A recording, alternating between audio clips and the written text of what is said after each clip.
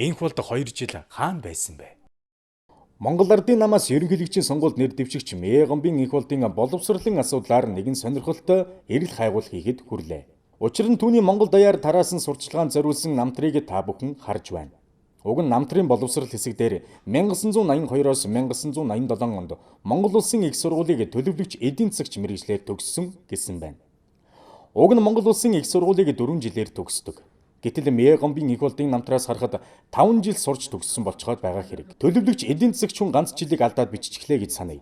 Гэтэл Facebook дээр Цэдэв Дамбын Бадцайхан гэдэг хүн нэр дэвшигч Мэ Гомбын энх болдын сурчлагын материал гэрт минь нэрж эргүүлж харлаа. Намтар хэсгийг уншаад уучлаарай цааш уншихаас дургүй хүрлээ. Бид хоёр уг нь цуг 1982 онд хамт хуучнаар зөвлөлт холбоо тулсад сургуульд явсан юм. Тэр тухай нэг ч үг алга. Яасан байх нь вэ гэж бичсэн байлаа. Ингээд энэ талаар Цэдэв Дамбын Бадцайхнаас тодруулга авсан юм. Би бол 82 онд 52 дугаар сургууль. Энх бол 1 10 жил төсөө би тэр хаашаа хуучнаар сургууль хамт явсан юм. Тэгээ тэр тухайн мэдээлэл байхгүй байна гэдэг би сонгогчийн хувьд Facebook дээр яасан байх нь гэж одоо нийтлэгчийн хүлээс асуусан. Тэгэхээр Мэ Гомбын энх болд яа харахгүй Москвад оюутан болж очсон байх нь. Нэрээ нууцлсан зарим хүмүүс түүнийг 1982 онд Москвагийн их сургуульд оюутан байсныг хэлж байна. Харин 1984 онд сургуулиас хөөгдсөн гэдгийг хэлсээр байна. Тухайлбал амар төвшин отгонд аваа гэдэг хүн мөн л Facebook дээрээ ардчилсан намаас нэр дэвшигч Халтмаагийн Батулгыг боловсралгүй гэж мөн чих баалгах юм. Боловсрал гэж яг юу вэ? Хорвоо жижигхэн нэг л зүйл асууя. Энх болд 1982 онд Москвагийн их сургуульд сурахаар яваад хэд хэдэн шалгалтандаа унаад дүнгээ засаад тэр нь баригдаад 1984 онд хөөгдөж ирсэн. Үүнийг намтартаа бичлгүй нуусан хүн боловсралтай хүн мөн үү? Эсвэл хуурамч бахан дипломтой хүн боловсралтай юу? Аль нь илүү зөв шударга вэ? Ийм асуудлыг нуухад бас л ихээхэн ичих нүүр хэрэгтэй шүү гэсэн байлаа. Энэ бол Мэ Гомбын энх болдын Монгол улсын их сургууль төгсөхдөө ангийнхантайгаа авахулсан монтажны зураг. Он сарыг нь харахад 1983-аас 1987 оны төгсөгч гэсэн байна. Гэтэл намтар дээр 1982-оос 1987 онд Монгол улсын их сургуулийг төлөвлөгч эдийн засагч мэргэжлээр төгссөн гэж бичжээ. 1 жил хайцсан хэрэг бай. Одоо түүнтэй Монгол улсын их сургуульд нэг ангид сурч төгссөн улсын их хурлын гишүүн асан Дашцэвгийн яриаг хүргэе. За энх болд 84 онд манай ангид хойноос шилжиж ирсэн. 87 онд бол төлөвлөгөөний анги төгссөн. Бид нар бол нэг анги байсан. Ямар шалтгаанаар хөөгдөж ирсэн бол би сайн мэдэхгүй. Ямар ч үсэн хойно сурч ирсэн гэдэл манай ангид орж ирсэн. Ийм л юм байгаа. Хичээл номондоо бол нэг тийм сайн байгаагүй, бас муу байгаагүй. Ердийн л нэг оюутан байсан. Мэ Гомбын энх болдтой хамт нэг сургууль төгссөн ангийнхан нөхрийн яриагаар бол тэр 1982 онд ч 1983 онд ч Монгол улсын их сургуульд байгаагүй юм байна. Харин 1984 онд буюу 2 дугаар дамжаанаас зөвлөлт холбоо тулсад сурч байгаад ирлээ гэд тэдний ангид орж ирсэн нотлогдож байна. Ингэхээр энх болдоос одоо бүтэн 2 жил хаана байсныг асуух хэрэгтэй боллоо. Сонгуул эхлэхэд боловсралтай хүн бусдаас илүү хэмээн тунхаглаж сурчлагаагаа эхлүүлсэн. Чинь одоо 35 жилийн өмнө энэ сургуулийн 40 жилийн ойр тэмдэглэл бэлтгэл ажил гэж хийгдэж байгаад би энэ сургуулийг яг дөнгөж элсэж ороод 1983-аас 1987 он гэж бичсэн байхыг харвал бүтэн 1 жил буюу 1983-аас 1984 оны хичээлийн жилийг хуурамчаар бичүүлж төгсөн ийхүү баримтаар нотлогдож байна. Монгол Ардын хувьсгалт намаас нэр дэвшигч Сайнхүүгийн Ганбаатар нь мөн дээд сургуульд сураагүй байж сурсан мэтээр хуурамч анкет бүрдүүлэн улсын хурлын гишүүн болж улмаар одоо Монгол улсын ерөнхийлөгчийн сонгуульд өрсөлдөж яваа. Сайнхүүгийн Ганбаатарын сэтгүүлч Алтан Шагаагийн үннээ хэлэх мөч нэвтрүүлэгт юу ярьж байсныг хүргэе. Монгол улсын сургуулийн Германы инженерийн бэлтгэл гэж 89-91 онд яг төгссөн гэд дээр бичсэн биз? Тийм байна. Тэгэхээр энийг яг ингэж Пүлэтэн Монгол улсын их хурлын томоохон сайтн дээр энийг хэн бэлдэж оруулсан бэ? За энийг мэдэхгүй байна. Энэ нөгөө яг тэр Политехникийн их сургуулийн захирал Авдаагаан юм юу байна л да. Ингээд их хурлын гишүүн байсан. Тэгээд 91 оны 661 дугаар тоо тушаалаар үйлдвэрлэлд 1 жилийн хугацаагаар шилжин ажиллаж байгаа геодезийн 3 дугаар ангийн оюутан Сайнхүү Авгат Ганбаатарыг улсын геодез зурагзын газраас сургалтын зарлан төлбөр хийж чадахгүй. Болсны улмаас цаашид суралцахгүй гэдэг илэрхийлж сургуулиас ширүүлэх хүсэлтийг гаргасан хувийн өргөдлөгийг үндэслэж 92 оны 3 дугаар сарын 1-ний өдөр сургуулиас бүрэлдэхүүн чөлөөлсгөө гэсэн байна. 92 оны 3 дугаар сар гэж. Энэ дээр бол 91-ээс 93 он гэсэн байна л да. Тэгвэл наадхан дээр чи бид алдаа хийсэн байна. Энэ бүгдээс харахад өдгөө Монгол улсын ерөнхийлөгчийн сонгуульд Монгол Ардын намаас нэр дэвшигч Мие Гомбын энх болдог. Монгол Ардын хувьсгалт намаас нэр дэвшигч Сайнхүүгийн Ганбаатар нар нь боловсралтай мундаг хүмүүс болох гэж худлаа ярьж анкета бүрдүүлж байсан энхүү хөдлөшгүй баримтаар нотлогдож байна. Монгол улсын ерөнхийлөгчид худлаа ярьдаг, хуурамч диплом авдаг, намтраа худлаа бичдэг хүмүүс өрсөлдөж байгаа нь туйлын харамсалтай. Мие Гомбын энх болд та 2 жил хаан байснаа ард түмэндээ албан ёсоор тайлбарлан өгнө үү?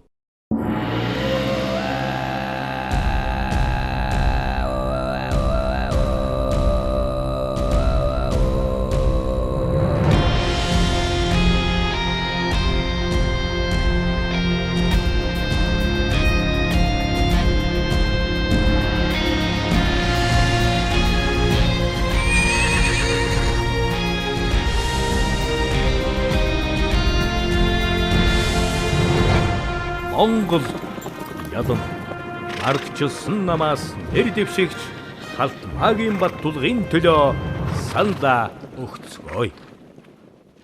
Яг энэ цаг үе дээр бол Баттулгыг дэмжих 3 үндсэн шалтгаан байна. За нэгдүгээрт бол улс төрийн нөхцөл байдлаас аваад үзэх гэсэн одоо их хурлын нэгдэлтаараа гартлаа 65 болтлоо савчсан.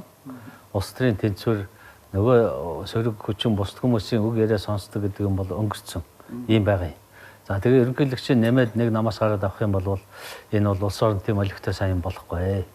Тэр үднээсээ бол одоо арчилсан намаас нэр дэвшигчийг тэр дандаа одоо Баттулгыг дэмжих ийм улс төрийн одоо нэг тийм шалтгаан байна гэж харж байгаа.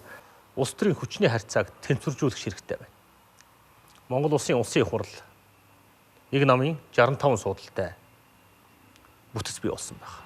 65 суудалтай улсын их хурл гэдэг бол нэг намын дарангуйлал бий болдго юм байна. Засгийн газар тэр чигээрээ нэг намаас бүрдэж байгаа. Ерөнхийлөгч буюу Монгол төрийн тулгын 3 чулууны нэг болсон энэ институт нь дахиад нэг намын гарт очих юм бол засаглалын дарангуйлал, засаглалын хүчирхийлэл, нэг намын монопол байдал бий болох аюул тулгараад байгаа.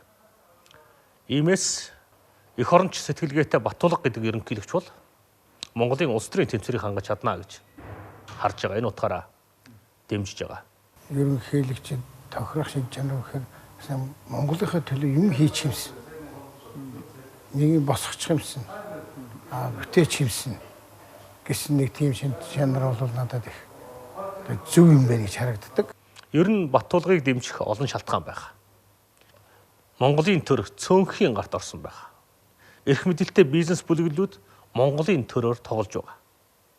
Бүр тодорхой хэлэх юм бол Монголын баялаг томоохон ордуудыг гадныхантай нийлж ховдоо завших гэсэн оролдлого сүүлийн жилүүдэд хэрээсгэтэрч байгаа. Үүнийг зогсоож чадах хүч бол, зогсоож чадах хүн бол, зөв голдролд нь оруулж чадах хүн бол Баттулга гэж би харж байгаа. Үнэхээр Монголын баялаг шудраг ус хуваарлагдсан. Монголын ард түмэн, Монгол улс бол үнэхээр баян ард түмэн, баян улс. Харамсалтай нь нийт хүн амын маань 95% ядуу амьдарч байна. Нийт хадгаламжийн 95% нь манай хүн амын дөнгөж 2% оногдож байна. Энэ бол Монгол улсад баялагын хуваарлалт ямар буруу явж байгааг, нийгмийн шударгаас ямар их алдагдсныг л харуулж байгаа. Өнгөрсөн 4 жилийн турш 5 толгойг хятадуудад өгөхийн төлөө, хятадуудтай хамтарсан, хавсарсан цөөхөн бүлэглэл гартаа авахын төлөө тэмцэл явуулж ирсэн. Энэ тэмцэл одоо ч үргэлжилж байгаа. Үүний эсрэг тэргүүлэгч игнэнд нь Баттулга гишүүн тэмцэж явсан. Баттулга гишүүнтэй хамт бид хамт байсан. Энэ хүнээс би нэг л зүйлийг харсан. Энэ хүнд эх орноо гэсэн сэтгэл байдаг юм байна. Монголоо гэсэн бодол, Монголоо гэсэн зүрх энэ хүнд байдаг юм байна. Одоо яг энэ цаг үед Монголоо гэсэн зүрхтэй, Монголоо гэсэн сэтгэлтэй урвж шарвдаггүй, худал хилдэггүй, худал хуурмгийн эсрэг хатуу зогсож чаддаг ийм л ерөнхийлөгч Монголд хэрэгтэй дээ. Халтмаагийн Баттулга яагаад ерөнхийлөгч болох ёстой вэ? Тэгэхээр одоо яг монголчуудад юу тулгараад байна вэ гэдэг нь хамгийн чухал байгаа юм л да. Монголчууд яг энэ цаг үед ямар нөхцөл байдал байна вэ гэж. Тэгэхээр олон тийшээ харсан байгаа, итгэлцэл алга болсон байгаа. Ялангуяа улс төрийн намуудад ард түмний итгэл бүрмэлсэн алга боллоо. Өөрөөр хэлбэл энэ Монгол улсын ардчилыг цаашаа бэхжүүлэх ажил бол маш хүнд байдал, маш том сорилтуудын одоо өмнө ирчээд байна л да. Яг манан бүргэлэл гэж бол байна.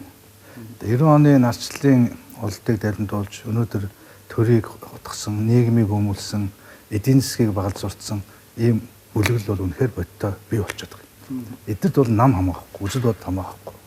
Эднэрт бол зөвхөн эрх мэдэл, тэр мөнгө, түүнийг дагсан одоо тэр сайн муу бүх зүйлийг бол иргэшээтэй байлгах гэсэн тийм шунал байна. Тэгэхээр энийг өнөөдөр бид нар ялгах хэрэгтэй юм шүү, тийм ээ. Энийг бол зүгээр одоо энэ олон жинхэнэ одоо итгэл үнэмштэйгээр явж байгаа тэр олон мянган гишүүдийг тийм ээ аль аль намын гишүүдийг тэгээд оромжлоо тэднийг өөрснийх нь юм хар сүдэрт нь одоо буруу харагдуулаад тийм ээ ингээд улс төр улс орондоо итгэлийг нь мөхөөд байгаа энэ зүйл бол бий. Энэ бүлэглэлийг бол үнэхээр өнөөдөр хэн дарж чадах вэ тийм ээ энэ одоо буруу одоо уруулыг хэн зогсоож чадах вэ гэх юм бол өнөөдөр энэ шинэ цагийн сонголтыг зогсоож чадна. Энэ удаагийн сонгуул бол чухамдаа Монголын ард түмний хувьд бол энэ утгаараа манан зогсоох утгаараа маш том түүхэн сонгуул болно гэдэг нь бол ойлгомжтой. Цөөхөн хүнийг баяжуул, цөөхөн гэрүүлийг баяжуул, олонх нь ядууруулна гэж гарч ирсэн юм. Тэгээгүй байхгүй. Тийм учраас энэ манай Монголд бол эдийн засгийн ардчлал гэдэг мал болцсон. Тэгээд ямар буруу үзэл суртал яваад байдаг гэхээр чидгуугүй л да. Хитгэн одоо чадaltaа нь гарч ирээд бусдыгаа чирээд явдгийн гэдэг ийм юмар ам таглаж байгаа. Энэ маш буу.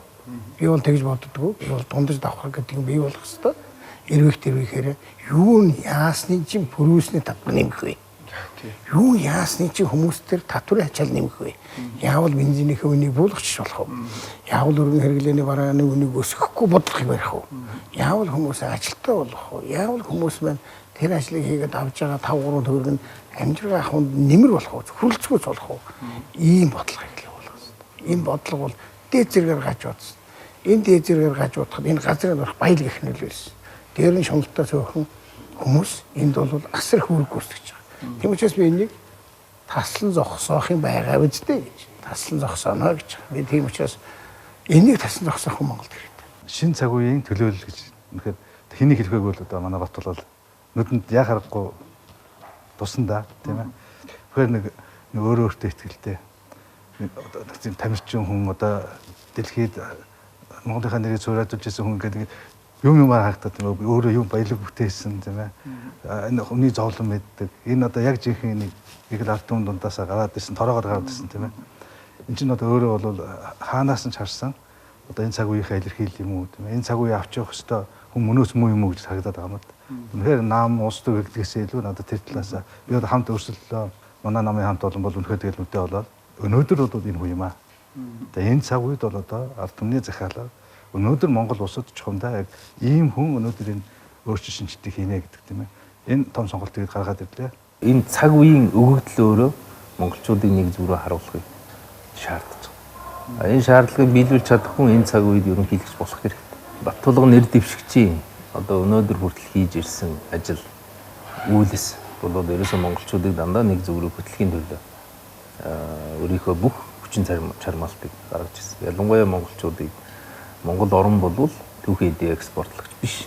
Монгол орн болвол үйлдвэрлэлийн орн болох хэрэгтэй. Аж үйлдвэрийн орн болох хэрэгтэй. Аж үйлдвэрийн хувьсгал хийх хэрэгтэй гэсэн энэ асуудлыг өөрөө томьёолоод базаад араас нь яваад хөөцөлтөд ингэ явсан. Энийгээр Монгол түмэн бол мэдээд байна шүү дээ. Тэгэхээр бол би нэг зүг рүү харуулж чадах ерөнхийлөгчийг яг энэ цаг үеөөр шаардаж байгаа. Үнэхээр юм бас онцгой тийм шалтгаан хэлэх зүйл байна л да. Миний зүгээр хувийн бодол бол Баттулга бол арга байхгүй Монгол оюуны бүтээгдэхүүн гэх юм уу да Монгол дэвстэл гэдэг юм л Монгол. Энэ бол их том зүйл гэж бодож штэ. Зүгээр зүс царайгаар Монгол байх нэг хэрэг. Зүрх сэтгэлээр Монгол байна гэдэг бол хамгийн чухал зүйл гэж. Монгол ялан